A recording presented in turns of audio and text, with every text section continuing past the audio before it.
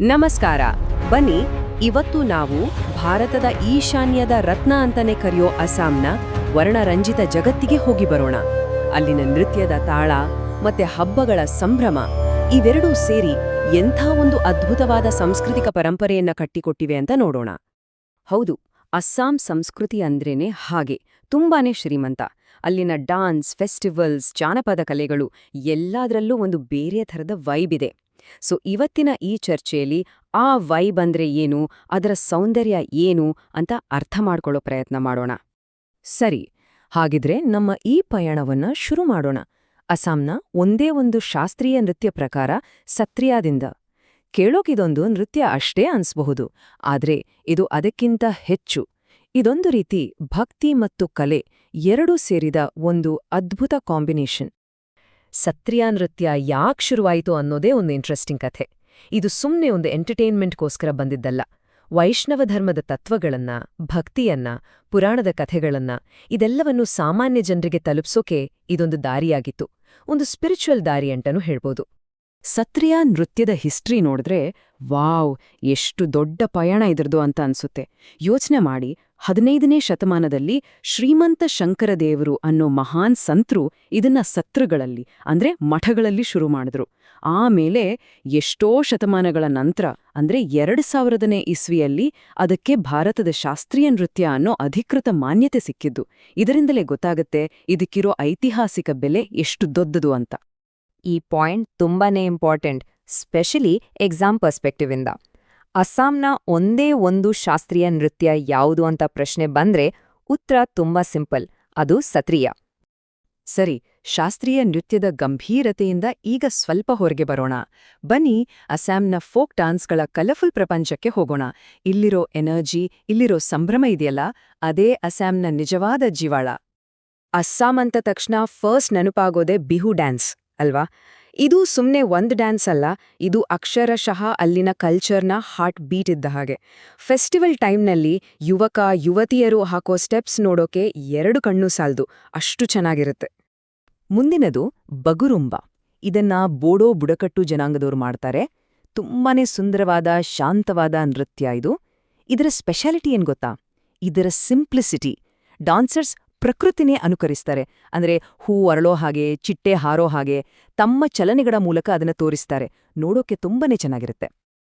ಇನ್ನೊಂದು ಇಂಟ್ರೆಸ್ಟಿಂಗ್ ಪ್ರಕಾರ ಇದೆ, ಅದೇ ಅಂಕಿಯಾ ನಾಟ್. ಇದು ಪಕ್ಕ ಡಾನ್ಸ್ ಅಂತ ಹೇಳೋಕ್ಕಾಗಲ್ಲ, ಇದೊಂದು ರೀತಿ ಡಾನ್ಸ್ ಡ್ರಾಮಾ. ಮತ್ತೊಂದು ವಿಶೇಷ ಅಂದ್ರೆ ಇದನ್ನೂ ಕೂಡ ಶುರು ಮಾಡಿದ್ದು ಶ್ರೀಮಂತ ಶಂಕರದೇವರೇ. ಇದರಲ್ಲಿ ಧಾರ್ಮಿಕ ಕಥೆಗಳನ್ನ ನೃತ್ಯ ಮತ್ತೆ ನಾಟಕದ ಮೂಲಕ ಜನರ ಮುಂದೆ ಇಡ್ತಾರೆ. ಈಗ ಬರೋದು ಭೋರ್ತಾಲ್ ನೃತ್ಯ. ಇದಕ್ಕೆ ಸ್ವಲ್ಪ ಜಾಸ್ತಿ ಎನರ್ಜಿ ಬೇಕು, ಯಾಕೆಂದ್ರೆ ಇದೊಂದು ಪವರ್ಫುಲ್ ಗ್ರೂಪ್ ಪರ್ಫಾರ್ಮೆನ್ಸ್. ಡಾನ್ಸರ್ಸ್ ದೊಡ್ಡ ತಾಳಗಳನ್ನ ಹಿಡ್ಕೊಂಡು ಅದನ್ನ ಬಾರಿಸ್ತಾ ಕುಣಿತಾರೆ. ಅಬ್ಬಾ, ಸ್ಟೇಜ್ ಮೇಲೆ ಅದನ್ನ ನೋಡೋದೇ ಒಂದು ಅದ್ಭುತವಾದ ಅನುಭವ. ಡ್ಯಾನ್ಸ್ಗಳ ಥರನೇ ಅಸ್ಸಾಂನ ಹಬ್ಬಗಳು ಕೂಡ ಅಲ್ಲಿನ ಕಲ್ಚರ್ನ ತುಂಬಾನೇ ಇಂಪಾರ್ಟೆಂಟ್ ಭಾಗ. ಸರಿ, ಹಾಗಿದೆ ಈಗ ಅಲ್ಲಿನ ಫೇಮಸ್ ಹಬ್ಬಗಳ ಸಂಭ್ರಮ ಹೇಗಿರುತ್ತೆ ಅಂತ ನೋಡೋಣ ಬನ್ನಿ. ಒಂದ್ ಪ್ರಶ್ನೆಯಿಂದ ಶುರು ಮಾಡೋಣ. ಅಸ್ಸಾಂನ ಅತಿ ಮುಖ್ಯವಾದ ಹಬ್ಬ ಯಾವುದು ಅಂತ ಹೇಳಿ ನೋಡೋಣ. ಒಂದು ಕ್ಲೂ ಕೊಡ್ತೀನಿ, ಅದನ್ನ 3 ಬೇರೆ ಬೇರೆ ರೂಪಗಳಲ್ಲಿ ಆಚರಿಸ್ತಾರೆ. ಉತ್ತರ ಏನು ಅಂತ ಯೋಚನೆ ಮಾಡ್ತಿದ್ದೀರಾ? ಹೇಳ್ತೀನಿ ಬನ್ನಿ. ಹೌದು, ಉತ್ತರ ಬಿಹುನೇ. ಇದೇ ಅಸ್ಸಾಂನ ಅತಿ ದೊಡ್ಡ ಹಬ್ಬ. ನೋಡಿ, ಬಿಹು ಒಂದೇ ಹಬ್ಬ ಆದ್ರೂ ವರ್ಷದಲ್ಲಿ 3 ಸಲ ಅದನ್ನ ಆಚರಿಸ್ತಾರೆ, ಒಂದೊಂದ್ಸಲಿ ಒಂದೊಂದು ಕಾರಣಕ್ಕೆ. ಮೊದಲನೇದು ರೊಂಗಾಲಿ ಬಿಹು. ಇದನ್ನ ಬೊಹಾಗ್ ಬಿಹು ಅಂತಾನೂ ಕರೀತಾರೆ. ಇದು ಬರೋದು ಏಪ್ರಿಲಲ್ಲಿ, ಅಸ್ಸಾಮಿಗಳ ಹೊಸ ವರ್ಷದ ಸಂಭ್ರಮಕ್ಕೆ. ಎರಡನೇದು ಭೋಗಾಲಿ ಬಿಹು. ಇದನ್ನ ಮಾಘ್ ಬಿಹು ಅಂತಾರೆ. ಇದು ಜಾನ್ವರಿಯಲ್ಲಿ ಸುಗ್ಗಿ ಎಲ್ಲ ಮುಗಿದ್ಮಯೇ ಚೆನ್ನಾಗಿ ಔತಣ ಮಾಡೋ ಹಬ್ಬ. ಕೊನೆಯದಾಗಿ ಕೊಂಗಾಲಿ ಬಿಹು ಅಥವಾ ಕಟಿ ಬಿಹು. ಇದು ಅಕ್ಟೋಬರಲ್ಲಿ ತುಂಬಾ ಸರಳವಾಗಿ ಧಾರ್ಮಿಕವಾಗಿ ನಡೆಯುತ್ತೆ. ಬಿಹು ಅಷ್ಟೇ ಅಲ್ಲ, ಅಸ್ಸಾಂನಲ್ಲಿ ಬೇರೆ ಇಂಪಾರ್ಟೆಂಟ್ ಹಬ್ಬಗಳೂ ಇವೆ. ಅದರಲ್ಲಿ ಒಂದು ಅಂಬುಬಾಚಿ ಮೇಳ. ಇದು ಕಾಮಾಖ್ಯ ದೇವಸ್ಥಾನದಲ್ಲಿ ನಡೆಯೋ ಒಂದು ದೊಡ್ಡ ಜಾತ್ರೆ. ಇಡೀ ದೇಶದಿಂದ ಜನ ಬರ್ತಾರೆ. ಅಷ್ಟೇ ಅಲ್ಲ, ಅಲ್ಲಿನ ಮುಸ್ಲಿಂ ಸಮುದಾಯದವರು ಈದ್ ಹಬ್ಬವನ್ನ, ಕ್ರಿಶ್ಚಿಯನ್ ಸಮುದಾಯದವರು ಕ್ರಿಸ್ಮಸ್ ಹಬ್ಬವನ್ನ ಎಲ್ಲವನ್ನೂ ತುಂಬನೇ ಸಂಭ್ರಮದಿಂದ ಆಚರಿಸ್ತಾರೆ. ಇದರಿಂದ ಗೊತ್ತಾಗುತ್ತೆ ಅಸ್ಸಾಂನಲ್ಲಿ ಎಷ್ಟು ಸಾಂಸ್ಕೃತಿಕ ವೈವಿಧ್ಯತೆ ಇದೆ ಅಂತ. ಓಕೆ, ಇಷ್ಟೆಲ್ಲ ತಿಳ್ಕೊಂಡ್ಮೇಲೆ ಈಗ ಒಂದು ಕ್ವಿಕ್ ರಿವಿಷನ್ ಮಾಡ್ಬಿಡೋಣ. ಎಕ್ಸಾಮ್ ಪಾಯಿಂಟ್ ಆಫ್ ವ್ಯೂ ಇಂದ ಇದು ತುಂಬಾನೇ ಹೆಲ್ಪ್ ಆಗುತ್ತೆ. ಸರಿ, ಹಾಗಿದ್ರೆ ಕೀ ಪಾಯಿಂಟ್ಸ್ ಏನು? ನೆನ್ಪಿಟ್ಕೊಳ್ಳಿ, ಅಸ್ಸಾಂನ ಶಾಸ್ತ್ರೀಯ ನೃತ್ಯ ಯಾವುದು? Sattriya. Famous folk dance? Bihu dance. Major festival? ಅದು ಕೂಡ ಬಿಹುನೇ 3 ಥರದ್ದು. ಹಾಗೆ ಫೇಮಸ್ ದೇವಸ್ಥಾನದ ಹಬ್ಬ ಅಂಬು ಬಾಚಿ ಮೇಳ. ಈ 4 ಪಾಯಿಂಟ್ಸ್ ಮರಿಬೇಡಿ. ಕೊನೆಯದಾಗಿ ಒಂದು ಸೂಪರ್ ಟಿಪ್.